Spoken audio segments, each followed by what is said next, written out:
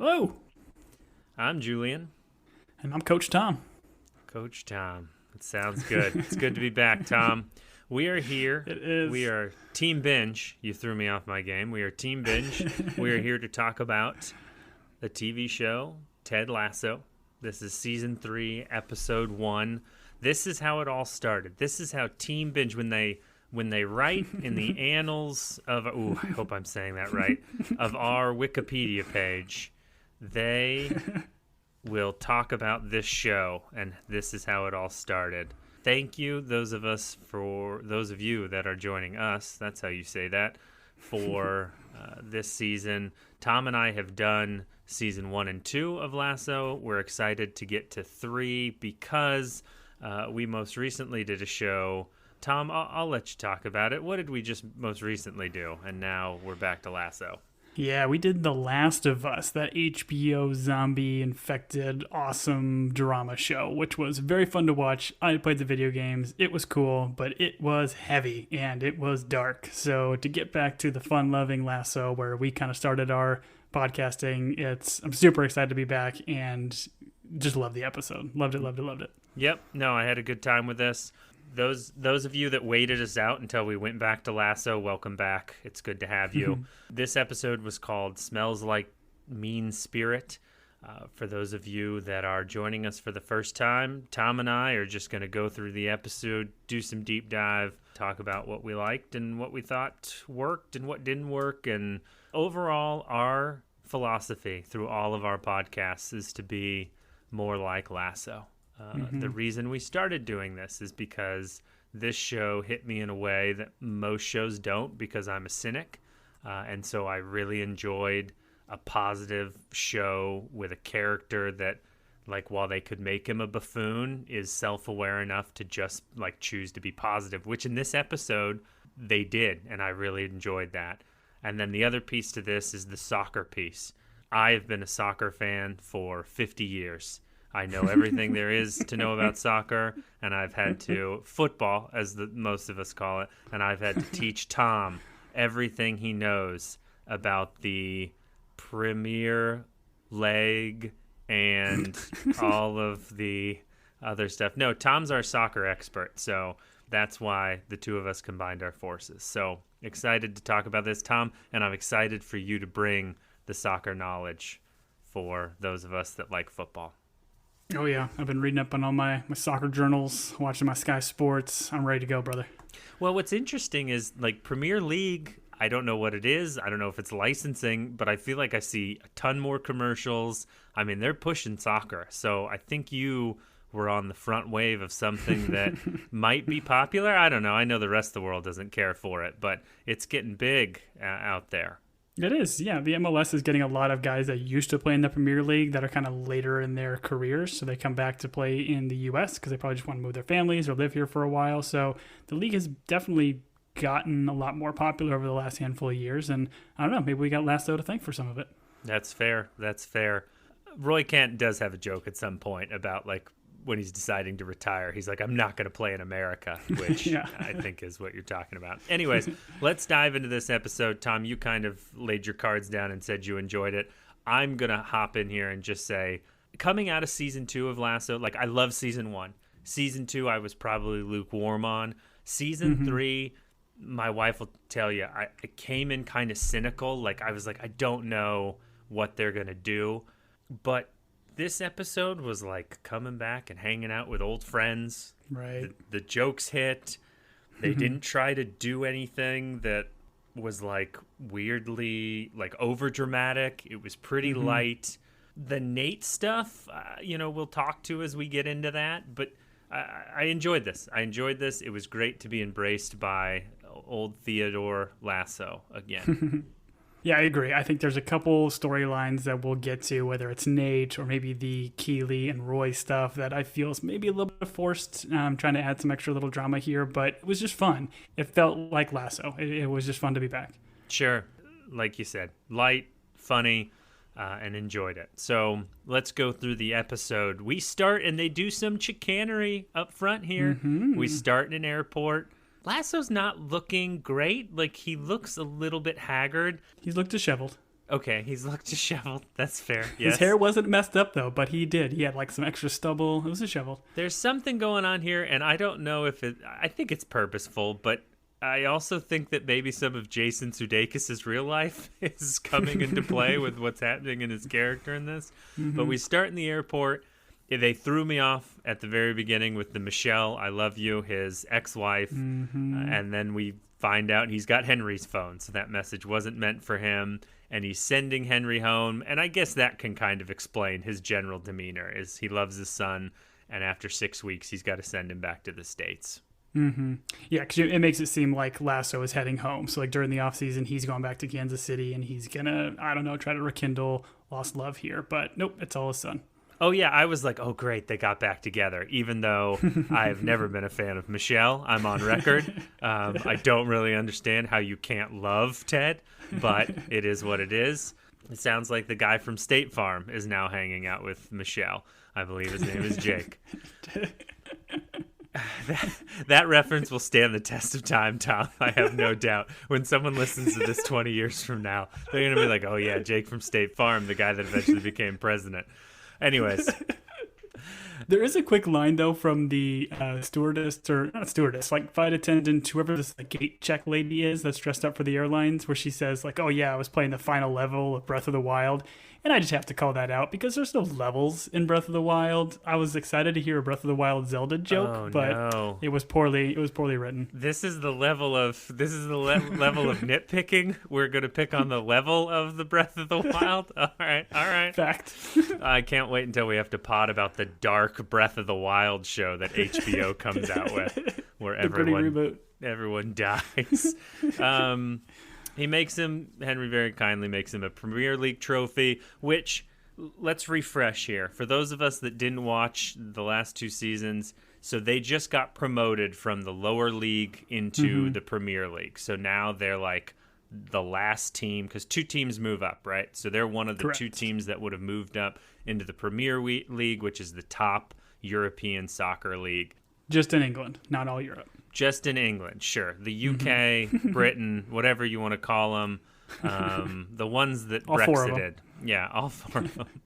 I think I got them. Anyways, so Henry's leaving, but he's rooting for his dad here. He wants him to win the Premier League trophy, which Jan Moss obviously didn't give Henry any background on how unlikely that is. But I think, are you with me in this? And I think we're allowed to make these comments.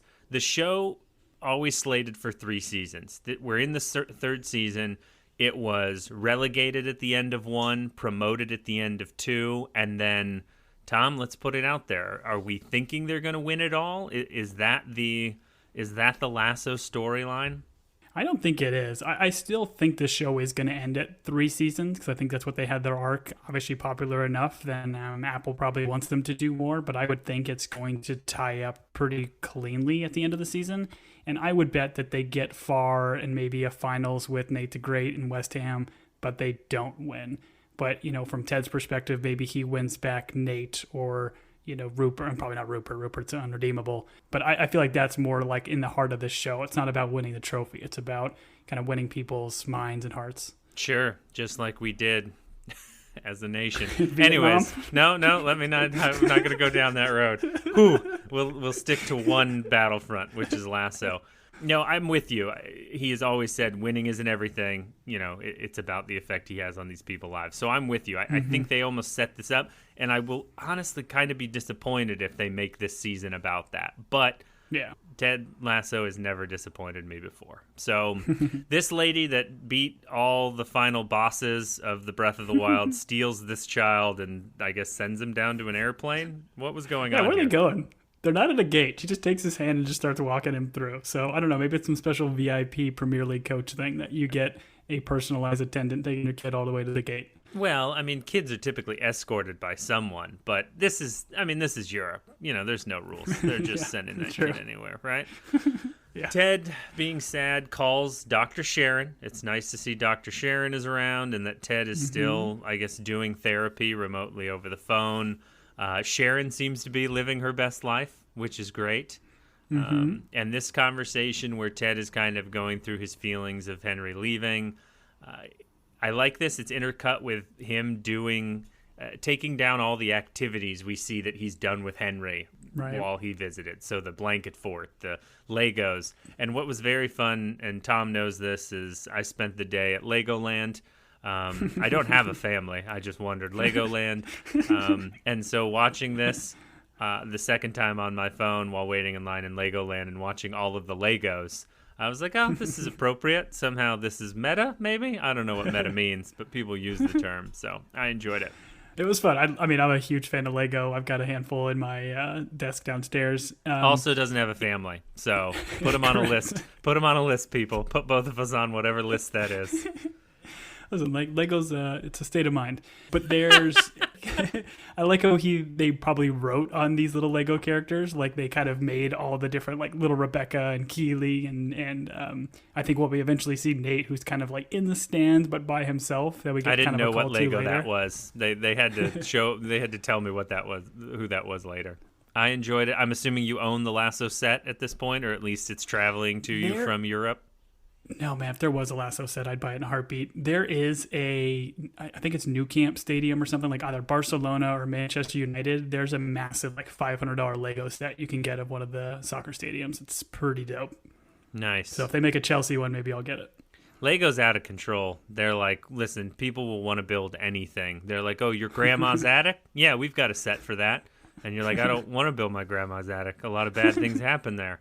Those Klondike bars that I had to wander down with the one light bulb, and it was all musty and dark, and there was that angry cat. Klondike bars, what would you do for a Klondike bar? Not go into murder attic or murder basement, whatever I was talking about. Anyways, digression. Okay, we're back.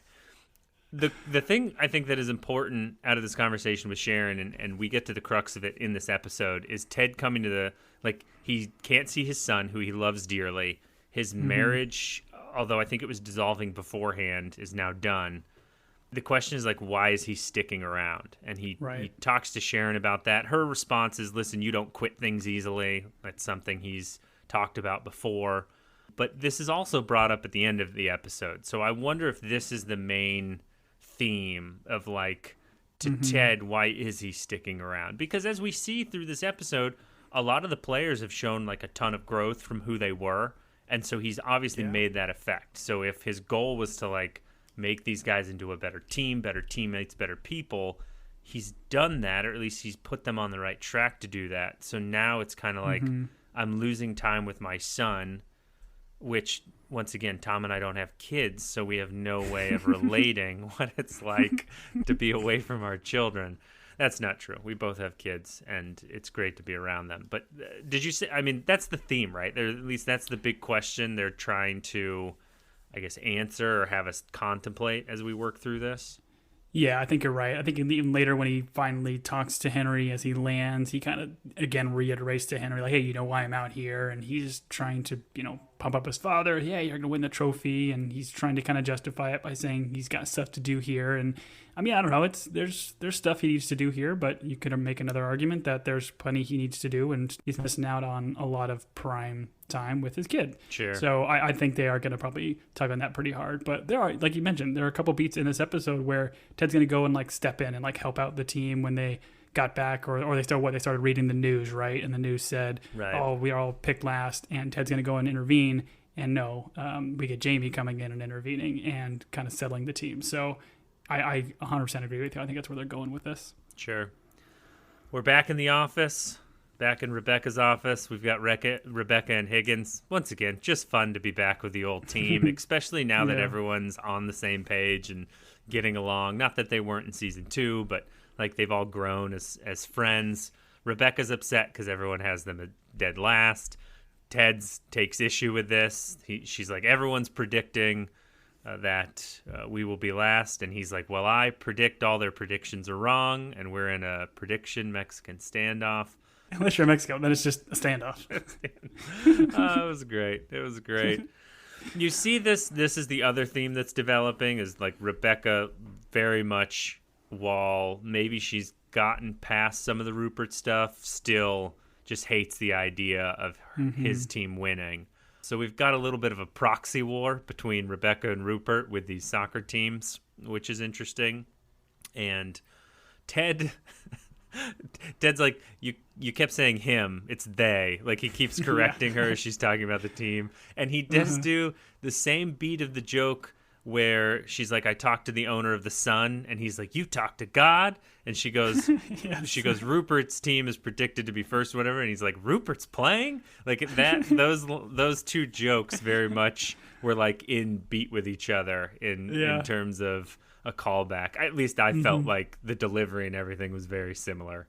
She, I think, suggests, and Higgins goes after it of like, let's get more players. And Ted's like, listen, we've got who we have, and they're working out. Let's keep it the way it is.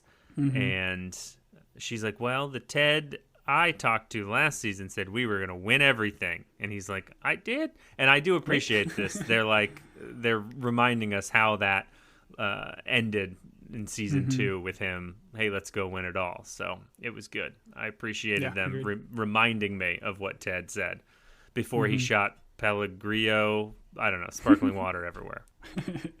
And this is where, I think she leaves the office, right? She's going to go to see Keeley at her new PR firm. And then I like how she exits, and Ted's like, yeah, tell her howdy for me. And then looks over to Higgins for a line, and Higgins is like, yo! And Higgins is like, yeah, I know. And he's like, no, it was great. I just wanted to make sure I heard you right. And it's perfect. We're in the locker room with the team.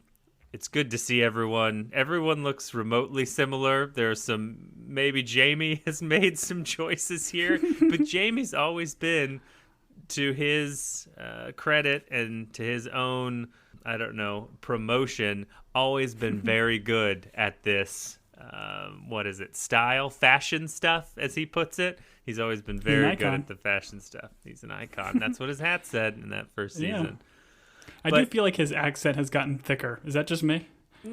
I think they make him say some things here that add to it. But I mean, I wouldn't argue with you. I think he just says some things where you're like, all right.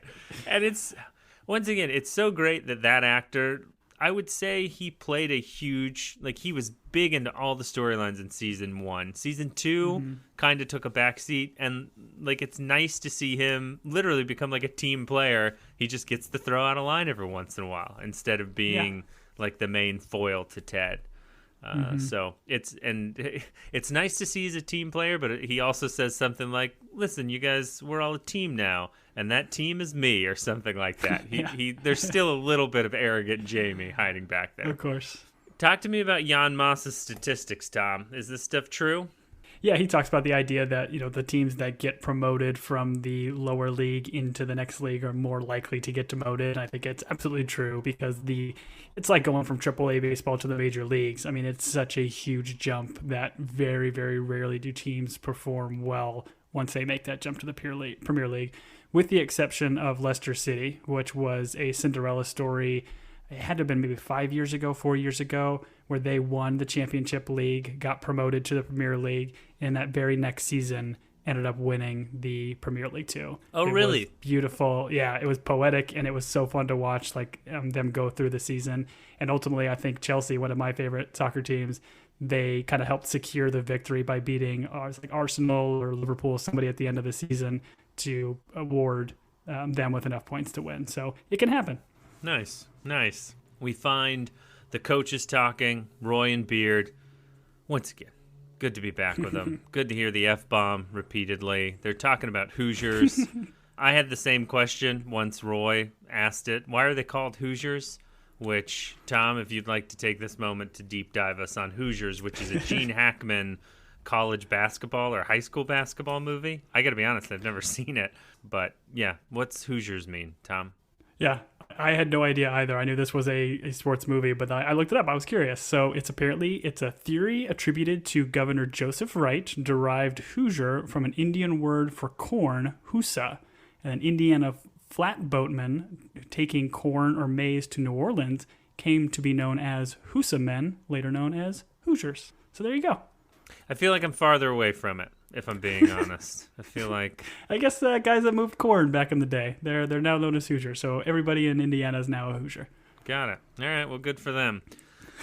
They're going to play the 4-4-2, which I don't need you to explain it to me, Tom, because Ted understands it now, and he can explain it.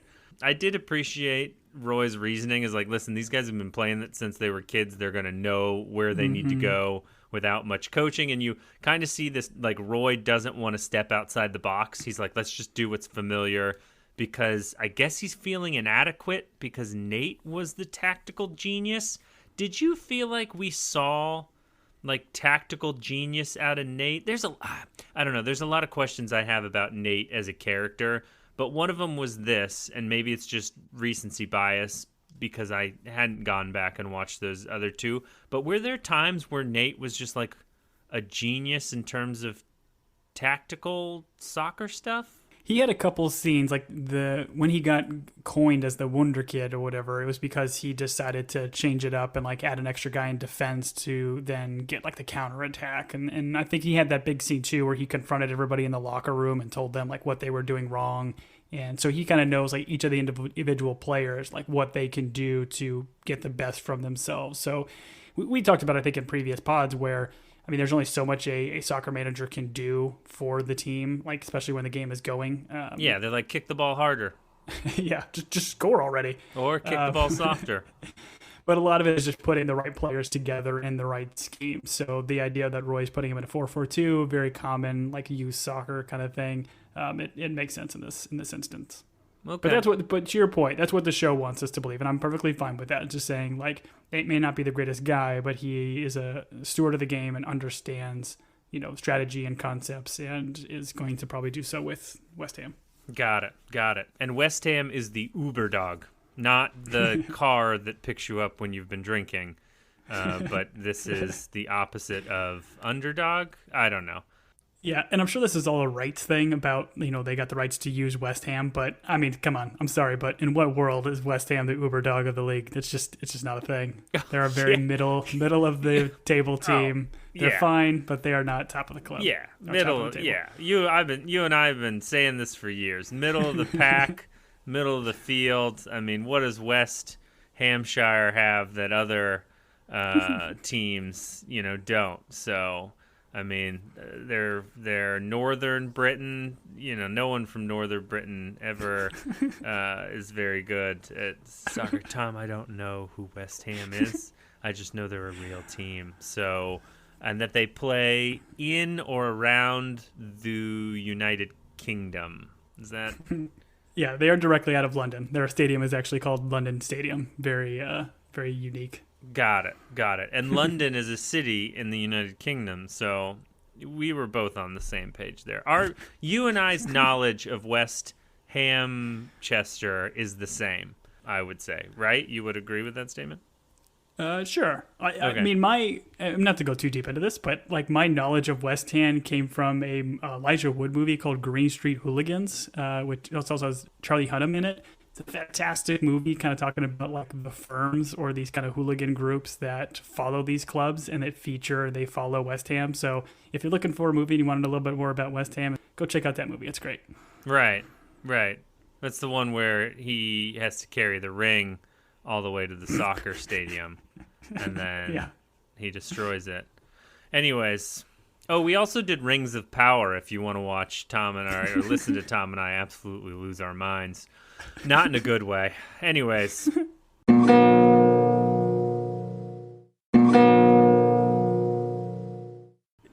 We see Nate for the first time. We're at West Ham Stadium.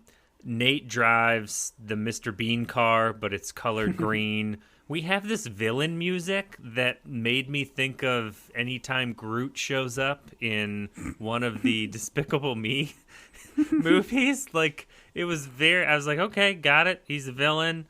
We've aged him 30 years, or we made a rule where he could no longer buy hair dye. I don't know what's going on here. Or maybe he did Touch of Grey, and he puts the gray in his hair. I don't know what Touch of Grey does. I don't know if it adds gray or takes away gray. The name is confusing, if I'm being honest. Come at me, L'Oreal. Anyways, he walks into the stadium, doesn't say hi to anyone on the escalator, which is in juxtaposition of Ted, who's like opening doors for people, which was a great callback. I don't know if you noticed the moment where Ted holds the door open for the random dude walking in. But he immediately sits down and just starts reading his Twitter mentions, which is what Tom and I do most days. But what's the deal? Why does he hate everyone? Like, are we going over the top with how much we're supposed to despise Nate? Yeah, this is, I mean, it's continues the storyline of the last season where he is just buried in social media, which I think is a fair enough storyline because there are a lot of people that get buried in social media and I mean, not that I know, but I imagine like famous people, if you follow the rabbit holes of these comments and threads online about what people are saying about you, it's got to be incredibly toxic. And he is just succumb and can't focus on anything else outside of this. But yeah, I don't know, like, he's too much of a heel. He's too mean from what we saw in the very beginning. And I don't love it, but my assumption is what they're going to do with this season is give this arc and give him some redemption. Because there are moments where we get kind of like season 1 Nate, where he's a little bit kind of shy and standoffish when he's talking to Rupert, and he's got some funny lines and stuff. But for the most part, he is still a very difficult character to try to like. Yeah. No, I hope the main part of his story is just the ills of social media.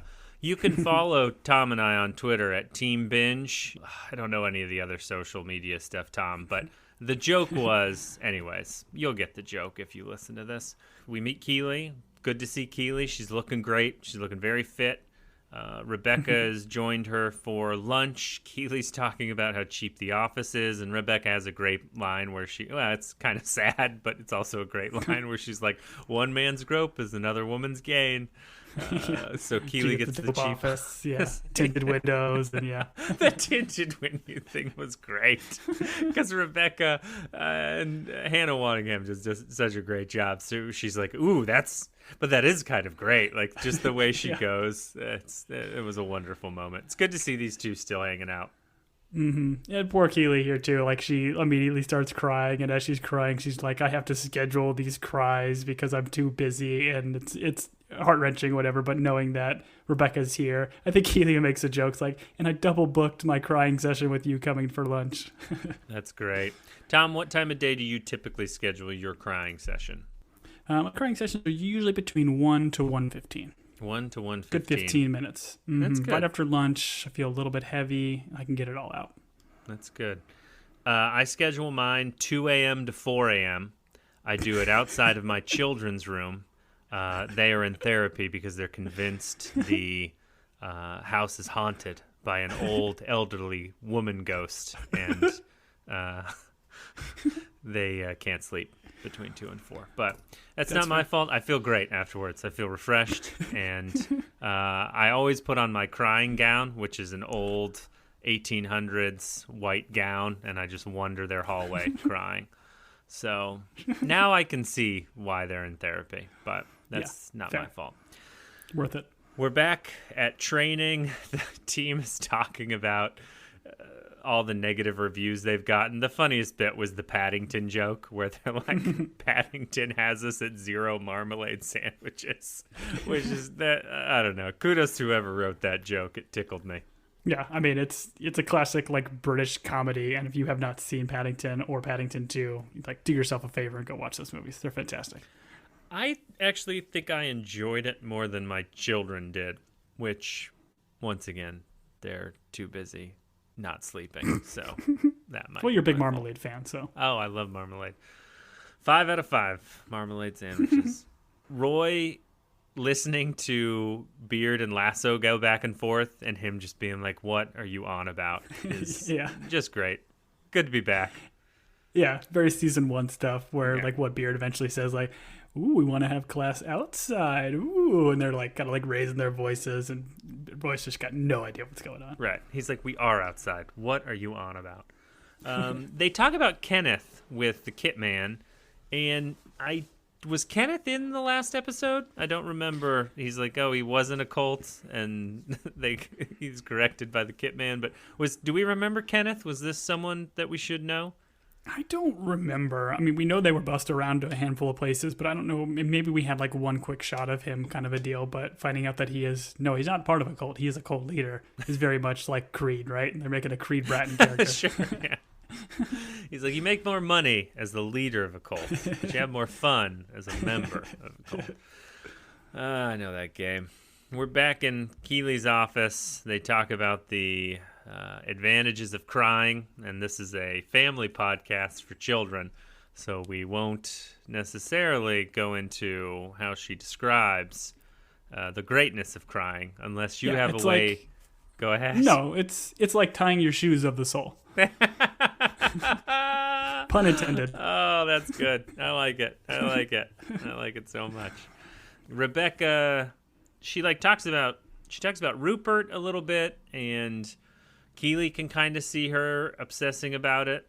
And she talks about Ted not caring enough, and Keeley's advice is don't you have to kind of let Ted be Ted? Don't you have to let Rupert be Rupert? But you can see that even Keeley kind of sees what's happening here in terms of the obsessive nature of Rebecca wanting to beat Rupert. You mentioned at the beginning, I think we're going to have Nate and Ted going back and forth, and Rupert and Rebecca going back and forth, like the coaches versus the owners bit. But Rebecca eventually says hey, listen, I'm not trying to destroy his life, so that's progress, right? Right. I didn't understand this bit where the CFO comes in is hey, you're spending a lot on flowers. Are we supposed to? Because Keeley's supposed to be really good at PR. She built this business. She got investors. She had banter or whatever it was called. Is this supposed to kind of paint a picture of maybe she's not great on the business side and this is going to go south? What were they trying to do here? Did you pick up on this at all? Yeah, no, I think you're right. Maybe that'll be a lane for her to kind of come back and still work for Rebecca in some form or fashion, because it was a little out of place. She's got this awesome office with a staff and everybody seems to love her and she's doing great, but clearly is a little bit over her head when it comes to the business, not even knowing what a CFO stands for, which is pretty funny. Yeah, that one was tough too. That one was tough to take. You probably know what a CFO is if you hired one, but I did appreciate she's I just trust in the universe, which is a great line. But Tom, you are in line with the CFO. What are flowers for? Tell us, please. They're for dead people and dead marriages. That was a great line. We're back with Nate, and we see Nate coaching his team. Here, I think we had issue with what they did with Nate in season 2. It carried into season 3. I love Nate in season... Well, did I love him in season 1? I don't know. You liked Higgins in season 1. I was a Nate guy. You were a Higgins guy. Oh, you... Tom, and then I joined Team Higgins. Much like West Ham, you don't have to remind me. I know exactly what's going on here. But having been on a sports team when I was in 2nd grade and they made me play t-ball and I was the bat boy, a coach can't just be a jerk.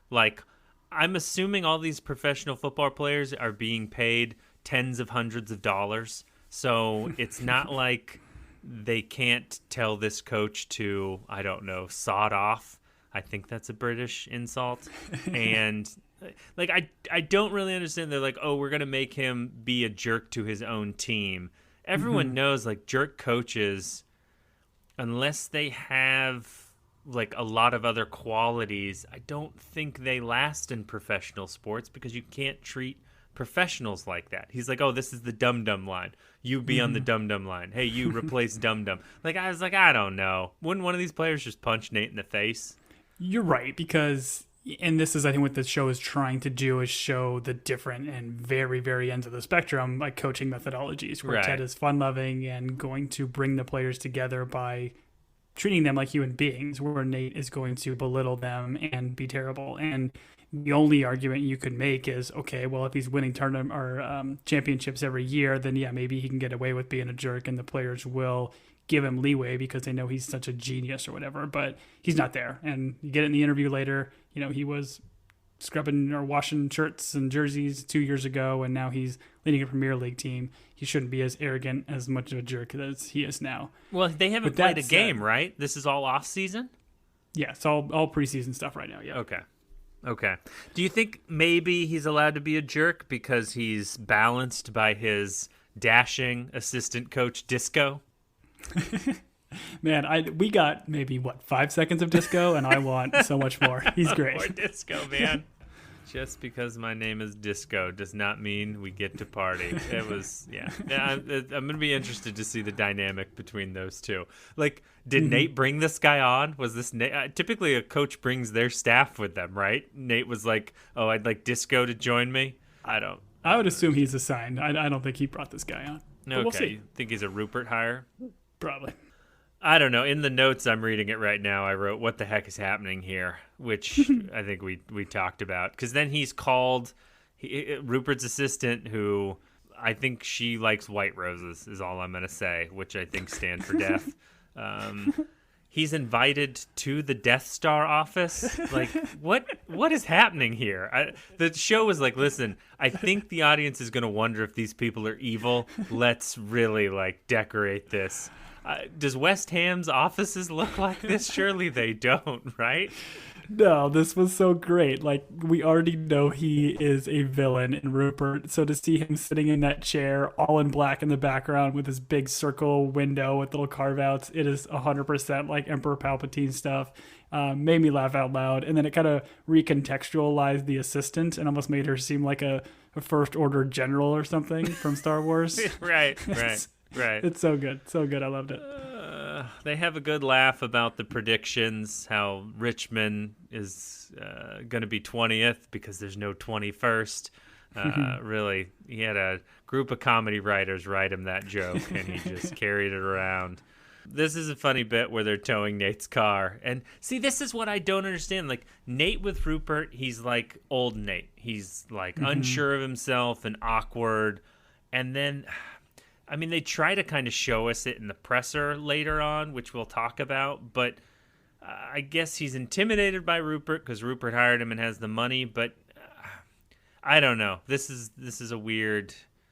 They did this part for laughs, which I did laugh. But they also have this other thing where they have Rupert being like, "Listen, I know you'll make me proud. I believe in you." Like, he's saying Ted's stuff, but you almost feel it differently. Like, Rupert is the type where as soon as they don't win or something goes bad, like, he's going to turn on Nate. Whereas Lasso, while he says these things, once again, winning isn't everything. So if it does go bad, he'll still, which he did. He did with Jamie. Like, when Jamie did things that we all, like, hated him for, Ted still stuck up for him. When Nate did things, even in this one, so I don't know. I think it's this I find interesting from the show, that they're showing, even though Rupert is maybe saying things that like Ted would say, you feel it differently. And I think that's very clever. I like what they did here. Yeah, I agree. Like, Nate is intimidated by him, and he's kind of like muttering and stuttering around him. But I think what the show is trying to do is show us that it's kind of a battle for Nate's soul, if you will. So Rupert's trying to kind of take over, but, you know, the second that he fails, Rupert's going to be all... Because Rupert doesn't care about any of this. Like, maybe he wants to win, I don't know, but he's more vindictive and probably wants to just shove it in Rebecca's face more than anything else. We see it throughout, where he constantly refers to Nate as the Wonder Kid, as opposed to, like, the Wunderkind or whatever that he was actually kind of named. And I think at one point... Nate even tries to, like, correct him with it very kind of quietly, but don't they mean the same thing? Care. Are these different things? Yeah, Wunderkind is like the idea of you being, I don't know. We looked this up at one point. Like, Wonder Kid is not like he was. People were joking around. Wonder Kid is Wonder lesser than Wunder Kid. I think so. I don't know the details of it, but clearly it's enough to annoy Nate here. Those of us in our German audience, you guys can get back with us and let us know where we're wrong and where we're right on this. But we cut back to Richmond. We meet Kenneth, the hippie bus driver. This is as the team is climbing in a manhole down to the sewer. And Kenneth is a unique individual. That's all we'll say. There's a couple of quick cuts here. We're then with Rebecca's office. Higgins brings the transfer list, and we have Rebecca obsessing over the West Ham presser, and her reasoning is like, listen, I need to be able to combat anything he says about us. But really, it's just her, like, once again, Rupert is living in her head rent-free, I believe, is what the kids say. So it's cut back and forth between the sewer and Rebecca. We find out that the London sewer is like 1,200 miles of sewer. That's pretty incredible. Would you go on a sewer tour, Tom? I feel like it would be kind of interesting. I think I've seen those before on some like random Discovery Channel show where they do tours, and it's interesting enough. Like if I'm in one of these places, I'm probably doing something else. But if I lived there and maybe had more time to spend, I think it's kind of cool. There's a quick little bit here where like what the tour guide kind of like asks the question, and Beard is right there to answer, like the great stink of 1858, which is kind of funny too, because it was almost like he was giving like the answer to a Jeopardy question, and he was most recently on Celebrity Jeopardy and absolutely crushed it. I don't know if he made it to the finals, but he did a very good job. So yeah, Brendan Hunt, he's a very smart guy in real life. Wonderful. He played Jesus in Community, so I knew he'd be smart. What are we doing here? Isaac? It's good to see Isaac back. And Lasso's like, listen, I'm glad your generation is direct. It's a good point. And Jamie, I think this will go down in history. And we're both going to take a couple attempts at this. But Jamie says poopy for the first time, and I'm going to give it a shot. He's like, we're surrounded by poopé. No, that was not good. Poopé. Poop-eh. I don't know. Give it a go, Tom. Can you get it? We're surrounded by poopé. Yeah. Good work. All right. Tom gets the trophy. Tom gets the poopé trophy.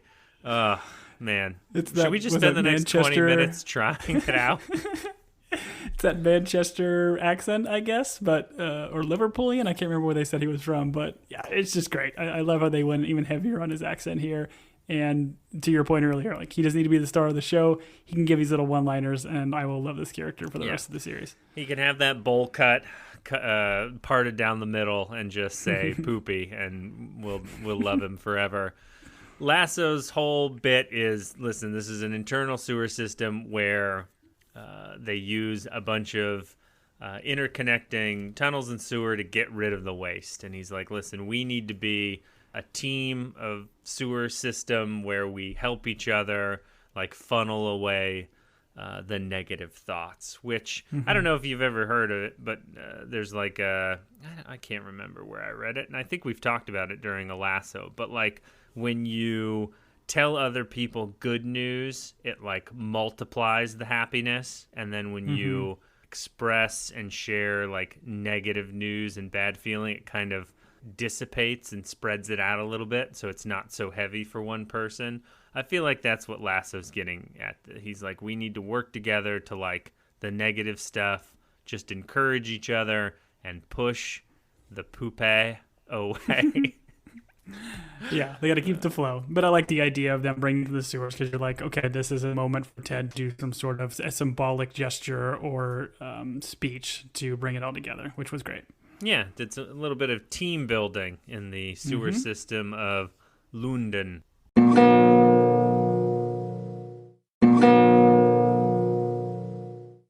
We're at the West Ham presser. Rupert introduces this guy. I mean, I gotta be honest. If Rupert was on Channel 21 asking for money so that he could heal the sick, I'd probably send him money. This guy's he's just so smooth. He introduces Coach Nate Shelley. Does Nate inspire? I don't know what's happening here. Is he inspiring a lot of confidence in the beginning of this presser? No. They then did a weird panic attack, and I was like, listen, show, let's not go to the panic attack well.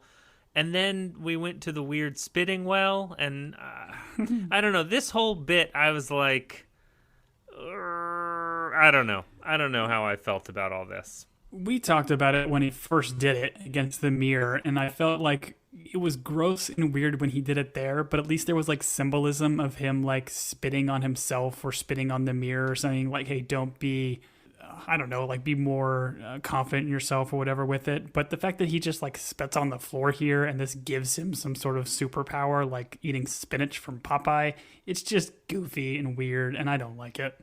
I don't like it at all. He's not even spitting tobacco. You know, if he had a lip full of the good stuff, you know, and he spit it out on the floor, and he was like, "Where's my spittoon?"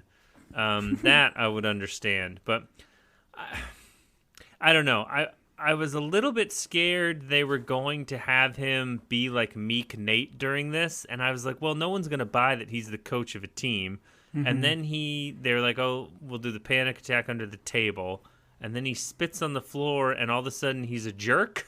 He like insults the press, and like I think the whole thing is just self-confidence. Like when he does that, he becomes, as opposed to unsure and stuttering and kind of like yammering on his words, like he becomes more confident. And to him, his confidence to show that is to be a jerk. So I think they kind of go hand in hand. Do you feel like the actor Nick Mohammed like did that and they were like, "Oh, that is great." Like he improvised that and now they've just written it into the script. They're like, his thing is spitting, and that's when he becomes.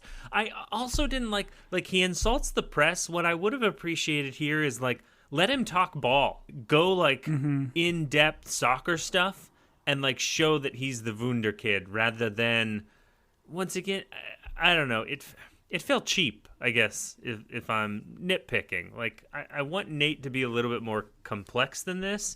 I want to know that he's like as sly as Rupert, but as good as soccer as he possibly can be. And so rather than just be a jerk to the press, that doesn't, like, I wasn't like, oh, now Nate's all bad because he made fun of the guy that asked him the question about going from being a kit man to the coach or the manager. We've been saying coach a lot, Tom. Are we going to get in trouble because it's supposed to be manager, right?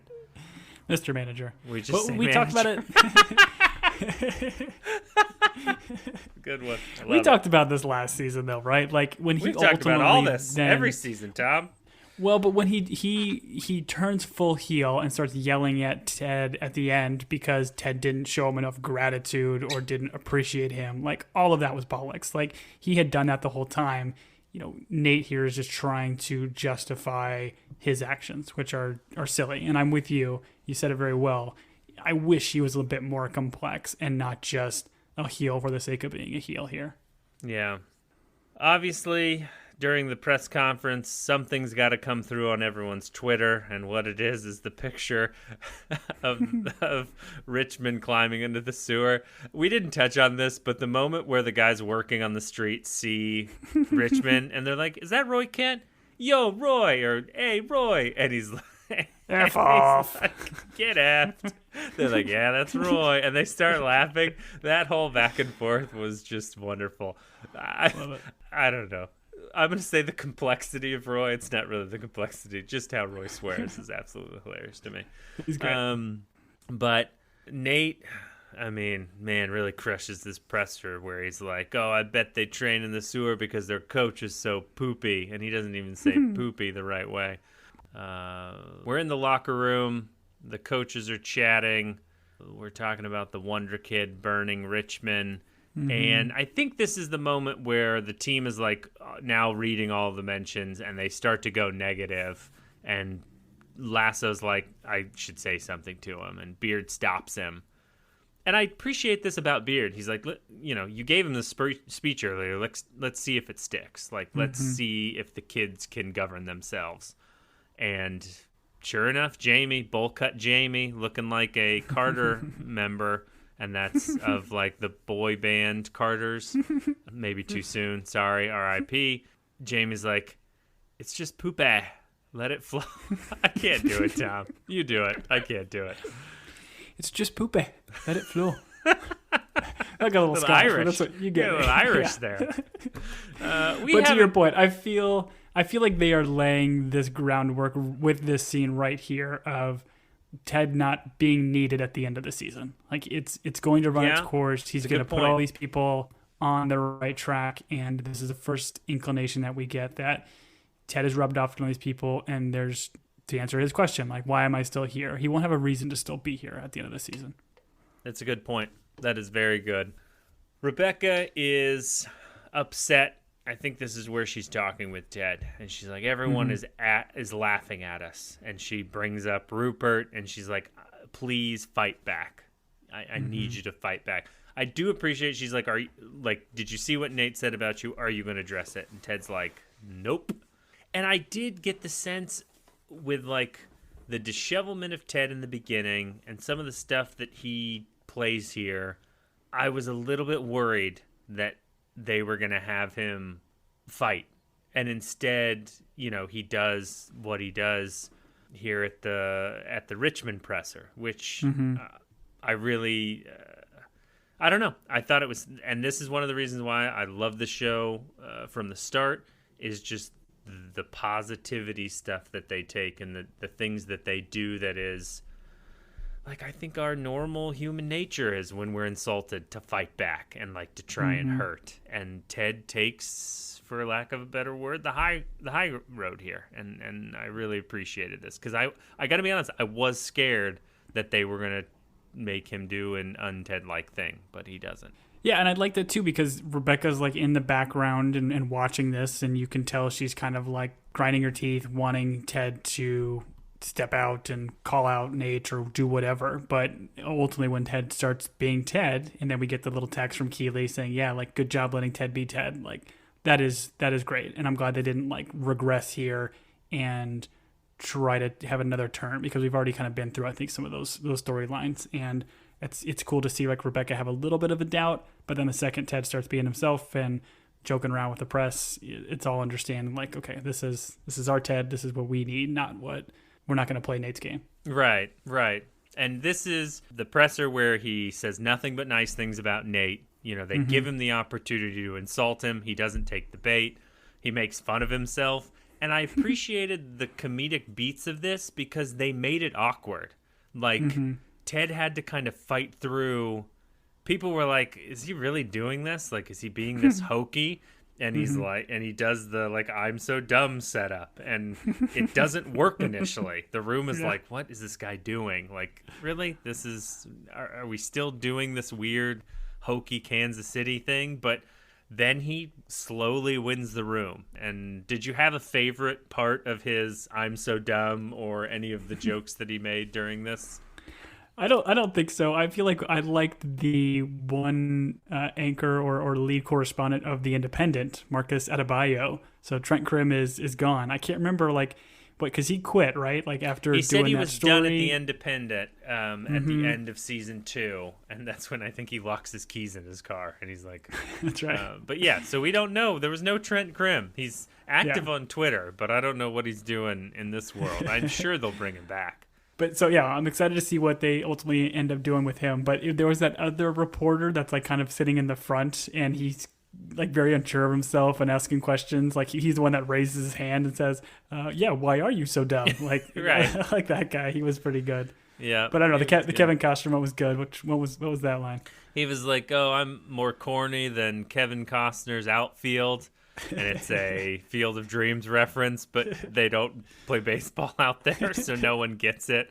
My wife laughed pretty hard at that one, but no, I liked what they did there. Instead of like having him fight, he went positive, and I don't know. Sometimes you have to be self-deprecating when someone goes after you, and then the other times you have to take the high road. And so I appreciated that they did that. And also you see Nate watching. Like Nate is watching. He went after Ted. He has been a jerk to Ted. And rather than, I think if Ted fights back, Nate feels justified. You know, like yes. Nate's like, oh, I feel like I was justified in how I treated Ted because deep down he's not as good as people think he is. But when Ted does this, you know, I don't know that Nate knows what to do, you know? Mm-hmm. Yeah, and I like where they cut to Nate and he like slams his laptop closed, which I think is the same thing Rebecca does when she watched their presser. So I think it's kind of funny to see them both react poorly to each other's pressers, which again, both Apple laptops that they slam. So I guess the Apple is allowing them to use the iPad, even though Nate is a bit evil. But we do get a quick like text to Nate where his like mom texts him and says like, hey, your dad was mad that you swore. And I thought that was kind of interesting because it's bringing back a little bit more humanity with Nate and like his parents, because we saw that episode last season where he tried to get the table for him, a restaurant they used to go to a bunch when he was younger. So I'm interested to see how they bring that, because I'm sure his family and his parents are going to come back in at some point to maybe ring him in a little bit. Right. We see the dynamic is that his dad is not one to like show pride in all that Nate has accomplished. And so I thought it was a nice reminder of that family dynamic, and you do kind of feel Nate or feel bad for Nate because of that relationship. Yeah. But what you don't feel bad for Nate about is Rupert giving him that sweet, I don't know, like Bentley, whatever it is, and then they play once again the Gru bad guy music as Nate drives off in his sweet car. That is a dope looking car, though. I want to say an Aston Martin. It felt like he was like a Bond villain. It was great. Oh, that's fair. Yeah, you're probably right.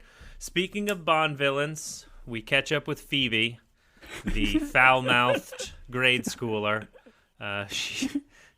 She's eating ice cream. Character. Yeah, it's good to see her so back. much. I do appreciate. I think they used all the same kid actors from other seasons. They've all grown up a bit. Like Henry, I feel like is the same, and they all do a great job. This actress who plays Phoebe is great. She's eating ice cream, which we know Roy and her don't do well with stomach-wise. And this was alluded to earlier. I don't know if you knew this is where this was headed, but Keeley makes the comment about Roy and I need to have the talk with Phoebe. Listen, when I heard that, when Keeley said that, I'm like, are they going to have like the sex talk with her? I was so confused. I had no idea. I forgot that they had this breakup storyline. So when they eventually came in and did this, oh yeah, we're breaking up kind of thing, I was definitely taken aback. Right. I kind of, I think they telegraphed it well enough. And I do think there's some hints at it at the end of season 2 with Roy, where he oh yeah, for sure, watching Keeley and how he makes some comment about how good she looks without him or something like that. But Phoebe, very perceptive as a child of this age. She's like, why? And Keely's like, because she says that she like misunderstands the question, but he's like, she's like, why are you breaking up? And they're both too busy. And she's like, you were busy before. What's changed? And well acted by Keeley and Roy in terms of you get the sense that they're just not on the same page in terms of what this is and why it's happening. Which, if you've ever been married, communication, it's a big deal. You should kind of talk your thoughts out with the other person. It helps a lot. Yeah, this to me is why I think it felt a little more frustrating, because clearly there's still like love there between the two. I think even Keeley like tries to kind of console Roy when he talks about having to do more stuff with his job now that they only have 3 coaches. Like I still just don't understand, and I don't think we got a good reason last season as to why they're splitting up. But you know me, and you know my love of Sam and Diane relationship, so I guess I'm in. They're always breaking up and breaking out of prison, just like the classic Sam and Diane from Prison Break, season 1, not 2 through 7. Yeah, I'm with you. This feels like everyone wanted Keeley and Roy to be together, and so the show is kind of like, well, let's pull them apart. That way people can root to get them back together. It does seem, I think you mentioned it earlier, a little bit forced, but I'm interested to see where it goes. I did appreciate Phoebe where she's like, my parents got divorced when I was 4, so one of my core beliefs is nothing lasts forever. So sad. Which is such a great line. Oh man. And then she's like, can I swear? And Roy's like, sure. I think you're being stupid. Which was awesome. Such a potty mouth. Yeah, it was a good time. We get our classic Beard and Lasso walk and talk as they're strolling to their apartment, and Ted brings back the question from the beginning. Hey, why are we here? Beard's like, London or Earth? He's like, well, for this conversation, let's just say, why are we here in London? Which they don't address, but you do get that this is like Ted realizing, hey, my son is growing up without me. Like, what am I trying to accomplish here that I haven't already accomplished, or what is the goal? And so I did like this. And we end with a call to Henry with him bringing up the Lego, call back to the Lego Stadium about Nate's figurine kind of being farther away. And he's like, Ted's like, listen, he's not on the team anymore. And Henry, being a child, is like, well, you can still be friends, right? You're still friends. And I thought that was it was a sweet moment. Yeah, I liked it a lot. Yeah, and it kind of moves the Lego, puts it close with the other team. So again, I think it's foreshadowing that they're gonna, at some point probably get back together. Who knows? Again, maybe the show does the curveball. Maybe they're almost foreshadowing it too heavily that they're gonna turn Nate. Maybe Nate stays heel. I don't know, but that's certainly what they want us to think. Right. I did think it was interesting that Ted asked Henry why he's still here. He's almost like asking his son to kind of give him a reason, which Henry's very encouraging, which is nice. Like, I guess Henry accepts the sacrifice that his dad is making in order to ensure the team wins. And then we see were you surprised that half the population of the show didn't disappear when Henry bought the Infinity Gauntlet glove and snapped it? Am I right? Is that how that works? Listen, he did not buy it. Jake from State Farm bought it. Yeah. My only issue is Ted wasn't like, "What's Jake wearing?" And it's like khakis and a red polo. It's Jake, and he's hideous or whatever. Anyways, once again, these commercials are all timeless, so everyone will understand what we're talking about. But I feel like, they get this bit, and it's just right when you think Ted has got his stuff all together and he's good to go and he's dealing with his panic attacks and everything, we get this little line, and I feel like what they're just doing here is just queuing up future panic attacks and something more for our hero to be struggling with. Yeah, I'm on record. I don't like the panic attack well. I was surprised they waited for this season to bring up Michelle finding someone else. I actually thought there were a couple of times last season where they'd bring it up, but I don't feel like this is a surprise that they are going to bring in a love interest for Michelle in order for Ted to be outside of his comfort zone. So I feel bad for Ted, but I did enjoy this episode. I'm glad it's back. I feel like the humor's there. It's relatively light in terms of there's no infected eating someone's cousin and someone having to make a choice of who to execute. I don't know. It was great to be back with the Lasso clan. Everyone seems to be thriving. I'm a huge West Ham fan now. Bought all the season tickets. I can't wait to go to a game. And I'm interested to see whether or not they can make this whole season enjoyable and like keep the spirit of Lasso and then end it on a note where it's satisfying, which I think every show struggles with. But these guys, since it was mapped out as 3 seasons, I hope they had an arc already in place that they can land this plane. I think so. I think in general, we talked about that from the very beginning, right? Bill Lawrence and Jason Sudeikis had this, and Brendan Hunt too, had this idea of a 3-season arc. And whether they do more, I mean, I don't know if I'd want them to. Like, one of the things about like British television in general, there's a lot fewer seasons as opposed to the American shows that just milk that crap out of stuff. Sure. And we'll have like The Office went on for 9 seasons, and they had celebrity cameo after celebrity cameo after Michael Scott left. So I don't think they're going to do that. I kind of hope they've got a nice story to tell in 3 seasons and they just let it ride off and then still do maybe Ted Lasso spinoff stuff in the future. But we'll see. I mean, it's obviously a hugely successful and popular show. And, so far season 3 is starting off great, setting up a lot of interesting storylines. And I'm excited to see what happens in the Premier League. And it's also fun to see a show that from season 1 to now has become so wildly popular. You're getting a lot more like Premier League references. You're getting, West Ham now as a major Premier League team being featured. I think even in the next episode, Richmond's first game is going to be against Chelsea. So we're actually going to see Chelsea on screen, and we'll likely get more like celebrity cameos with players and managers. So it's fun to watch the show grow. I think you could even go on like Nike's website and buy like legit merchandised Richmond stuff and gear. So very cool. Yeah, I'm excited to watch this through with you, Tom. Hopefully we get into some real tactical discussions about the football of it all so that you can wonder kid your expertise to everyone. If you have issues with anything that we've done during this podcast, I would encourage you to open up a Word document, write it in it, save it to your computer. If you've enjoyed your time or you have questions or comments, you can email us at teambingepodcast@gmail.com. We also really appreciate those of you that have rated and reviewed us well on Apple Podcasts or subscribed through Spotify. That stuff is very cool and does help us out a bit. If you're interested in wearing a t-shirt that has our logo on it, you can find us on TeePublic. We have a Team Binge store. Tom and I do this just because we like talking to each other.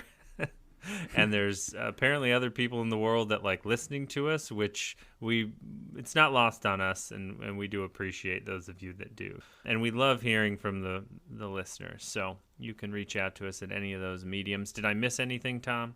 Yeah, you can just on Twitter, Instagram, try to be active on those. It's always fun to have the conversations and just kind of see the Lasso audience grow. It's super fun. So reach out to us and engage. If you reach out to us via email or on social, we'll definitely reach back out to you. So let's have some fun, man. I'm excited for season 3. I am too. The one thing I will mention is this is an Apple show, and since you're watching it and you have Apple, I would also like to recommend The Reluctant Traveler, which is Eugene Levy of, I don't know, he's in a million different things. He's probably best known for American Poops Pie. Poops Creek. See, I don't know. That one's. Are we allowed to say the title since we're a podcast for children? I don't know. Anyways, he does a travel show. He apparently doesn't like to travel. And so the premise of the show is they send him places, and you can just see how uncomfortable he is. And it's a lot of fun. It's in line with like Conan's travel show. So if you have, it's something you can put on, and it's pretty light and easy, and you just enjoy watching him be uncomfortable, but explore some pretty beautiful and unique places. So that's something we've tried recently and we enjoyed. Tom, is there anything out there that you have been enjoying that you would like to recommend? I did recently watch Alice in Borderlands, which was a super weird Japanese show. It's kind of very much in the vein of, it's kind of like Hunger Games meets Squid Games, where it's very brutal and dark, but it has some interesting storylines, and we finished the 2-season arc that they have for that. So it's an acquired taste. I'd recommend maybe trying out the first couple, see what you think, but the 2 seasons that we watched were fun enough, and I would recommend it. Thank you to those of you that reach out to us and interact. We appreciate it.